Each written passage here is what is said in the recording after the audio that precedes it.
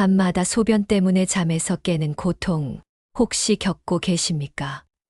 사실 이 문제는 방치하면 콩팥과 심장 건강까지 위협할 수 있습니다. 서울 강동구에 사는 68세 김영호 씨도 그랬습니다. 새벽마다 두세 번 화장실을 다녀오느라 낮에는 늘 피곤했고 기억력도 떨어져 업무에 차질이 생겼습니다. 결국 검진에서 콩팥 기능 저하 진단을 받고 큰 충격을 받으셨죠. 그분이 가장 후회한 건 단순했습니다. 그때 그냥 나이 탓이라 넘기지 말고 생활을 바꿨어야 했는데라는 말씀이었습니다. 오늘 이 영상을 끝까지 보신다면 밤마다 두세 번씩 깨던 생활이 눈에 띄게 줄고 아침에 개운하게 일어나 하루 종일 활력이 넘치는 변화를 경험하실 수 있습니다. 계단을 오르내릴 때도 숨이 덜 차고 무릎과 허리에 힘이 붙는 달라진 일상을 만나실 수 있습니다. 안녕하세요. 저는 부산에서 30년 동안 환자들을 진료해온 내과 전문의 이소영입니다. 수많은 환자들을 만나며 깨달은 사실은 야간뇨는 단순한 불편이 아니라 전신 건강과 직결된 문제라는 것입니다. 노후 건강에 꼭 필요한 생활 비법을 더 빨리 받아보시려면 지금 구독과 좋아요, 알림 설정 부탁드립니다. 작은 클릭이 많은 분들의 삶을 바꾸는 힘이 됩니다. 자, 이제 본격적으로 시작하겠습니다. 오늘은 밤마다 당신을 깨우는 야간뇨를 잡는 가장 확실한 방법, 바로 이것에 대해 말씀드리겠습니다. 밤마다 깨는 이유, 도대체 무엇 때문일까요? 많은 분들이 이렇게 말씀하십니다. 원장님, 제 방광이 약해져서 그런 거겠죠. 물을 너무 많이 마셔서 그렇지 않나요? 아니면 혹시 혈압 때문은 아닐까요? 하지만 제가 수많은 환자들을 진료하며 확인한 결과 정답은 조금 달랐습니다. 얼마 전 72세의 박영자 씨가 진료실을 찾으셨습니다. 낮에는 괜찮은데 밤만 되면 꼭 두세 번은 화장실을 간다는 거였습니다. 낮에 물을 줄여봤지만 달라지는 게 없고 약을 써도 효과가 오래 가지 않아 답답해 하셨죠. 저는 그분께 차분히 설명드렸습니다. 영자 어르신, 문제는 방광이 아니라 몸속에 숨어있는 이것 때문입니다. 또 다른 환자 65세 회사원 김성호 씨는 낮에는 멀쩡해 보였지만 밤마다 서너 번 화장실을 다녀오느라 회의 시간마다 꾸벅꾸벅 졸았습니다. 가족들도 처음엔 피곤해서 그렇겠거니 했지만 결국 본인도 혹시 큰 병이 있는 건 아닌가 두려움에 병원을 찾으셨습니다. 이런 분들의 공통점은 하나였습니다. 원인을 엉뚱하게 짚고 있었다는 겁니다. 자, 그럼 여기서 궁금해지시죠? 대체 밤마다 우리를 깨우는 진짜 범인은 무엇일까요? 정답은 바로 다리에 고여있던 떠돌이 물입니다. 낮 동안 서 있거나 앉아 있을 때 종아리에 쌓였던 수분이 밤에 누우면 혈관으로 몰려 콩팥을 자극하고 결국 방광을 두드리는 것이죠. 떠돌이 물은 흔히 양말 자국이 선명하게 남거나 신발이 저녁 무렵 유난히 조여 오는 증상으로 드러납니다. 그런데 많은 분들이 이 신호를 대수롭지 않게 넘깁니다. 하지만 그 결과가 바로 새벽 2, 3시마다 깨는 불행한 밤으로 이어지는 것입니다. 이 설명을 들은 박영자 씨는 크게 놀라셨습니다. 아니, 저는 방광이 문제라고만 생각했는데 제 다리 때문이라니요. 여기서 또 한 가지 궁금증이 생깁니다. 그렇다면 물을 적게 마시면 해결될까요? 아니면 약을 계속 써야 하는 걸까요? 사실 해답은 생각보다 훨씬 단순하고 누구나 집에서 실천할 수 있는 방법입니다. 많은 분들이 이렇게 생각합니다. 그럼 밤에 덜 깨려면 그냥 물을 적게 마시면 되는 거 아니냐? 하지만 이것은 큰 오해입니다. 물을 무조건 줄이는 건 오히려 탈수와 혈액 농축을 불러와 건강을 더 해칠 수 있습니다. 중요한 건 언제 마시느냐이지 얼마나 마시느냐가 아닙니다. 저는 이 원리를 해질녘 수분 통제법이라고 부릅니다. 방법은 간단합니다. 아침부터 저녁 6시까지는 의식적으로 물을 충분히 마셔 몸속 수분 탱크를 채우고 저녁 6시 이후부터는 수도꼭지를 잠근 듯 단 한 모금의 물도 입에 대지 않는 겁니다. 김치찌개 국물, 수박 한 조각, 따뜻한 꿀차까지 모두 방광을 자극하는 수분으로 보셔야 합니다. 실제로 70세 장순자 어르신은 저녁마다 따뜻한 차를 마시는 습관이 있었습니다. 건강에 좋을 거라 믿으셨지만 그 한 잔이 새벽마다 콩팥을 자극하는 주범이었던 겁니다. 제가 이 방법을 알려드리며 어머님, 해가 지면 수분도 같이 끊으셔야 합니다라고 말씀드렸습니다.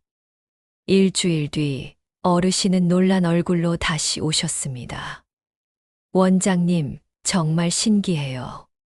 지난주에는 매일 3번씩 깨던 게 지금은 한 번만 깨도 되는 날이 많아졌어요. 이후로는 아침에 눈을 떴을 때 개운함이 달라졌다고 합니다. 밤에 푹 자니 낮에 꾸벅꾸벅 졸던 증상이 줄었고 장을 보는 것도 규칙적으로 돌아왔습니다. 단순히 화장실만 덜 가는 게 아니라 생활 전체의 리듬이 바뀐 겁니다. 이처럼 시간을 지키는 것만으로도 콩팥과 방광은 밤에 충분히 쉴 수 있습니다. 하지만 여기서 또 의문이 생깁니다. 그럼 정말 단 한 모금도 마시면 안 될까? 너무 목이 마르면 어떻게 해야 하나요? 이 질문에 대한 답, 바로 다음에서 말씀드리겠습니다. 원장님, 그럼 저녁 이후에는 정말 단 한 모금도 마시면 안 되나요?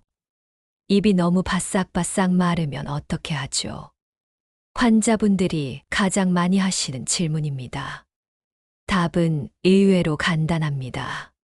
정말 참기 힘들 정도라면 보리차나 미지근한 물을 반 컵 정도만 드시면 됩니다.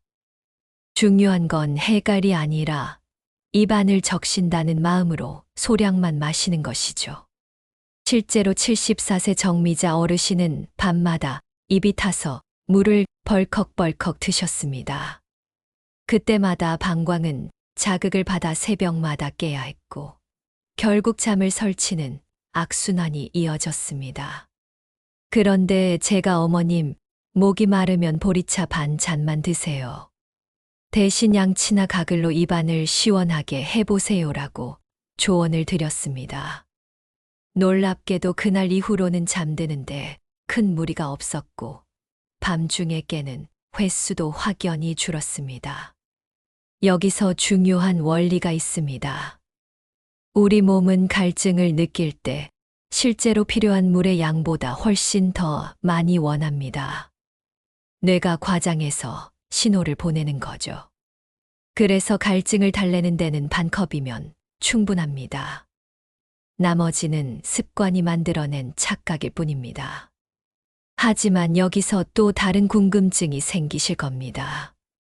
그럼 낮 동안에는 물을 아무렇게나 마셔도 괜찮을까요? 아침부터 저녁까지 마음껏 마셔도 문제가 없을까요? 사실 이 부분에도 중요한 원칙이 있습니다. 그 원칙을 지키면 야간요는 물론 낮 동안의 부종과 혈압까지 함께 다스릴 수 있습니다. 많은 분들이 이렇게 물어보십니다. 원장님, 그럼 낮에는 그냥 마음껏 마셔도 되나요? 정답은 그렇지 않습니다. 물을 마시는 양보다 중요한 건 언제, 어떻게 마시느냐입니다. 그래서 저는 이 방법을 낮 시간 수분의 전진 배치 원칙이라고 부릅니다. 아침에 일어나자마자 미지근한 물 한 컵을 마시는 것으로 하루를 시작하는 것이 좋습니다. 밤새 말라있던 몸에 다시 순환을 시작하라는 신호를 주는 것이죠. 오전에는 200ml 정도씩 나누어 두세 번 보충해주고 점심 전후로 한 번 더 보충하면 하루 수분의 대부분은 이미 충족됩니다. 오후로 갈수록 마시는 양을 줄여야 합니다. 특히 오후 3시 이후에는 속도를 늦추고 5시쯤 가볍게 입만 적시는 정도로 마무리하는 것이 이상적입니다. 그리고 저녁 6시를 넘기면 수분은 완전히 끊어야 합니다. 많은 분들이 저녁에 마시는 국물 한 숟갈, 수박 한 조각, 따뜻한 차 한 잔은 별거 아니라고 생각하지만 사실은 모두 방광을 자극하는 수분이 됩니다. 65세 회사원 김성호 씨도 같은 문제로 고생했습니다. 낮에는 멀쩡한데 밤만 되면 서너 번씩 깨서 업무에 지장을 주곤 했습니다. 그의 습관을 살펴보니 오전에는 커피로만 버티고 물은 오후 늦게 몰아서 벌컥벌컥 마시고 있었습니다. 제가 김 씨에게 전진배치 원칙을 알려드렸습니다. 아침 일찍 한 컵으로 시작해 오전과 점심 무렵에 집중해서 수분을 채우고 오후에는 조금씩 줄이며 저녁 6시 이후에는 아예 끊으라고 말씀드렸습니다. 단 5일이 지나서 그는 놀라운 변화를 경험했습니다. 밤에 3번 깨던 것이 한 번으로 줄었고 오전 업무 집중도도 눈에 띄게 좋아졌습니다. 개인차는 있지만 물을 얼마나 마시느냐가 아니라 언제 마시느냐를 바꾸는 것만으로 이렇게 삶이 달라질 수 있습니다. 이제 낮 동안에 물 마시는 원칙까지 살펴보았습니다. 그러나 이것만으로는 완전하지 않습니다. 낮 동안 다리에 고여있던 물을 밤이 오기 전에 반드시 미리 비워내야 합니다. 그렇지 않으면 방광은 여전히 쉴 틈을 얻지 못합니다. 다음에서는 그 해답, 잠들기 전 반드시 해야 할 다리 올리기 20분의 비밀을 알려드리겠습니다. 낮 동안 다리에 고여있던 물을 밤이 오기 전에 비워내는 방법. 그것이 바로 잠들기 전 다리 올리기 20분입니다. 원리는 단순합니다. 하루 종일 서 있고 걸으면서 발과 종아리에 몰려있던 수분이 다리에 고입니다. 그래서 저녁에 잠들기 전 심장보다 높게 다리를 올려주면 고여있던 물이 서서히 위로 올라와 콩팥이 미리 일을 하고 방광도 미리 비워낼 기회를 얻게 됩니다. 이렇게 하면 깊은 잠에 들어야 할 시간에 방광이 신호를 보내는 일을 막을 수 있습니다. 저는 이 방법을 수많은 환자분들에게 권해왔습니다. 서울에 사는 70세 이정순 씨는 늘 밤마다 3번씩 화장실을 가느라 잠을 설치셨습니다. 낮에는 큰 불편이 없었지만 아침마다 눈이 퀭해지고 무릎 통증까지 심해져서 일상생활이 힘들다고 호소했습니다. 제가 다리 올리기 20분을 꾸준히 실천하라고 권했습니다. 침대에 기대어 누운 상태에서 베개 2~3개를 겹쳐 다리를 올리거나 소파에 앉아 벽에 다리를 기대고 15분에서 20분 정도만 유지하는 방법이었습니다. 처음 며칠은 별다른 변화를 못 느끼셨지만 일주일이 지나자 밤에 깨는 횟수가 2번으로 줄었고 아침에 몸이 한결 가볍다는 말씀을 하셨습니다. 더 놀라운 것은 종아리 붓기가 줄어 신발이 헐렁해진 것을 직접 체감하셨다는 겁니다. 중요한 점은 시간을 반드시 지켜야 한다는 것입니다. 저녁 식사가 끝나고 잠자리에 들기 전 늦어도 9시 무렵에 다리를 올려주어야 효과가 큽니다. 너무 늦게 하면 이미 몸이 휴식 모드에 들어가 있어서 충분한 배출이 일어나지 않을 수 있습니다. 또한 다리 올리기를 할 때는 무리하게 오래 하거나 갑자기 다리를 들어 올리지 말고 편안한 호흡을 유지하며 천천히 올려주는 것이 안전합니다. 이렇게 간단한 습관 하나만으로도 방광은 훨씬 덜 자극을 받고 밤에 숙면할 수 있는 시간이 늘어납니다. 하지만 여기서 또 궁금증이 생깁니다. 다리 올리기가 누구에게나 똑같이 효과적일까요? 혹시 심장질환이나 다른 질환이 있는 분들은 조심해야 하지 않을까요? 다음에서는 이 부분을 짚어드리겠습니다.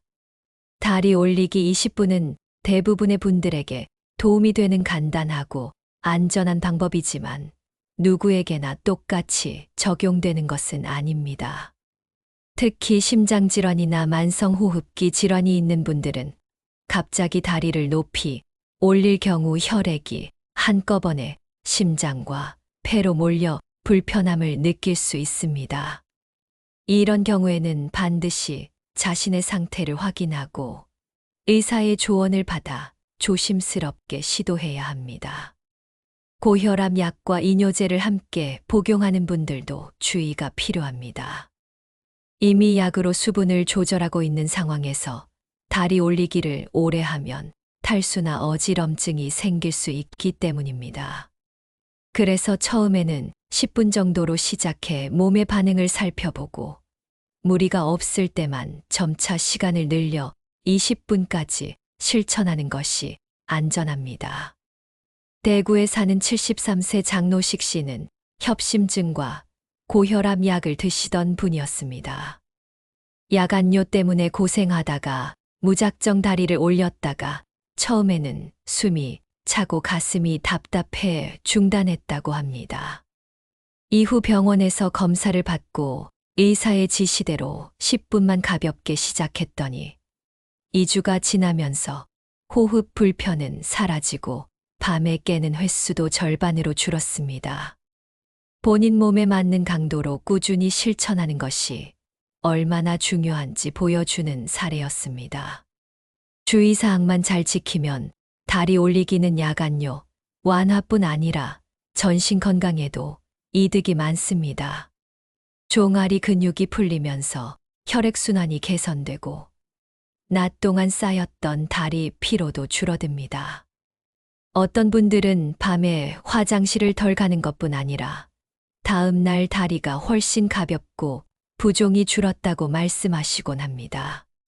그렇다면 단순히 물 마시는 시간과 다리 올리기만으로 충분할까요? 사실 생활 속 작은 습관 몇 가지만 더 바꾸면 효과가 훨씬 커지고 재발도 막을 수 있습니다. 다음에서는 식단과 생활 습관에서 반드시 기억해야 할 핵심 원칙을 알려드리겠습니다. 야간요를 줄이는 데는 물 마시는 시간과 다리 올리기만으로도 큰 도움이 되지만 생활 속 습관 몇 가지만 더 보완하면 효과는 훨씬 커집니다. 특히 저녁 식단이 중요합니다.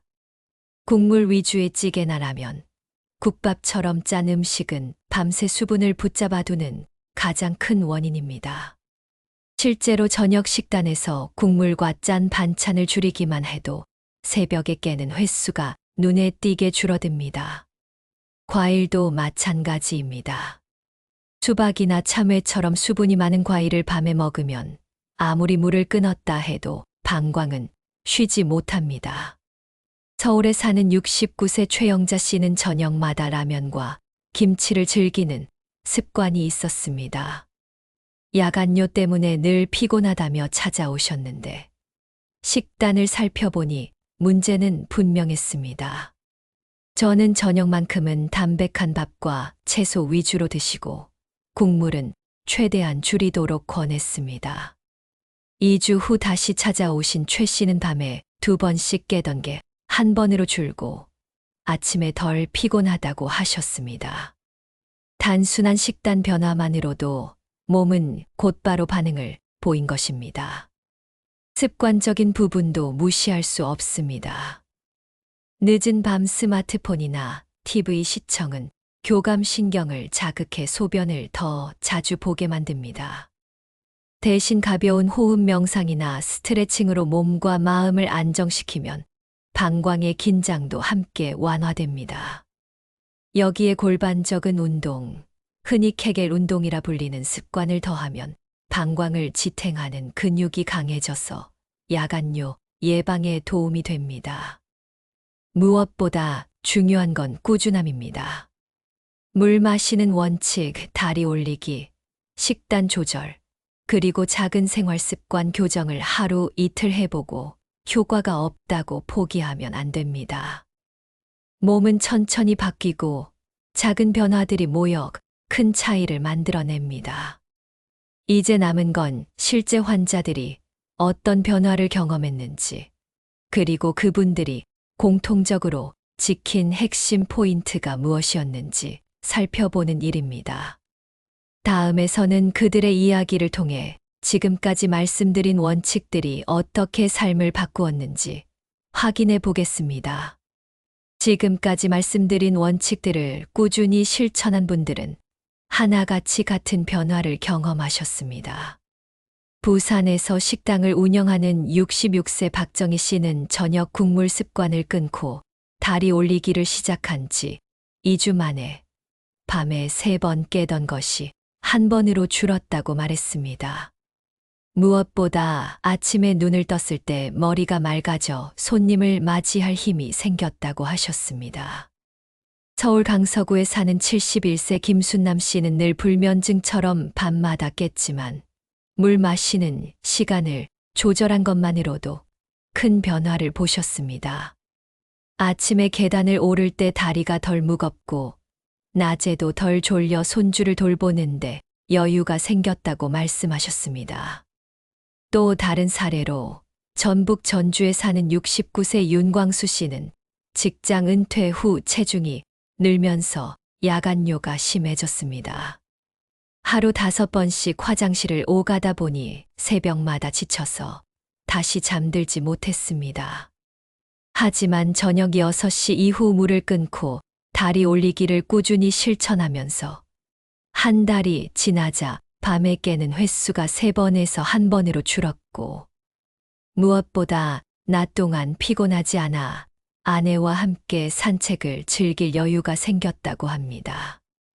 이 세 분의 이야기는 특별한 약을 쓰지 않고도 생활 습관만으로 충분히 달라질 수 있다는 사실을 보여줍니다. 공통점은 단순합니다. 저녁 6시 이후 물을 끊고 잠들기 전 다리를 올리고 식단에서 짠 음식을 줄였다는 점입니다. 작은 습관 하나하나가 모여 큰 차이를 만들어낸 것입니다. 이제 마지막으로 지금까지 말씀드린 핵심 원칙들을 정리하면서 앞으로의 삶을 어떻게 바꿀 수 있을지 함께 살펴보겠습니다. 오늘 내용을 다시 정리해 보겠습니다. 야간뇨는 단순한 불편이 아니라 낮 동안 다리에 고인 물이 밤에 혈관으로 몰려오면서 콩팥과 방광을 자극해 생기는 문제였습니다. 그래서 해결책도 단순합니다. 낮에는 물을 충분히 마시되 저녁 6시 이후에는 수분을 끊고 잠들기 전 다리 올리기 20분으로 떠돌이 물을 미리 비워내는 것. 여기에 저녁 식사를 싱겁게 하고 늦은 밤 스마트폰과 자극적인 습관을 줄이면 효과는 배가 됩니다. 이 원칙을 지킨 분들은 하나같이 같은 경험을 하셨습니다. 밤마다 2~3번씩 깨던 생활이 줄어들고 아침에 눈을 떴을 때 개운한 기분을 느끼셨습니다. 낮에는 졸음이 줄고 계단을 오르내릴 때 다리가 한결 가볍고 부종이 사라져 신발이 헐렁해지는 변화를 경험하셨습니다. 단순히 잠만 푹 자는 것이 아니라 뇌와 심장, 혈관까지 건강을 지킬 수 있는 든든한 습관이 된 것입니다. 이제 선택은 여러분의 몫입니다. 오늘 밤부터 바로 시작할지 아니면 또 미루고 내일의 피로와 불편을 감당할지는 오직 여러분이 정할 수 있습니다. 하지만 기억하십시오. 오늘의 작은 실천이 내일 아침에 큰 변화를 만듭니다. 노후 건강을 위한 더 많은 지혜를 함께 나누고 싶습니다. 구독과 좋아요, 알림 설정을 해두시면 앞으로도 삶에 꼭 필요한 정보를 가장 먼저 받아보실 수 있습니다. 여러분의 실천이 건강한 내일을 만드는 씨앗이 되길 바랍니다. 감사합니다.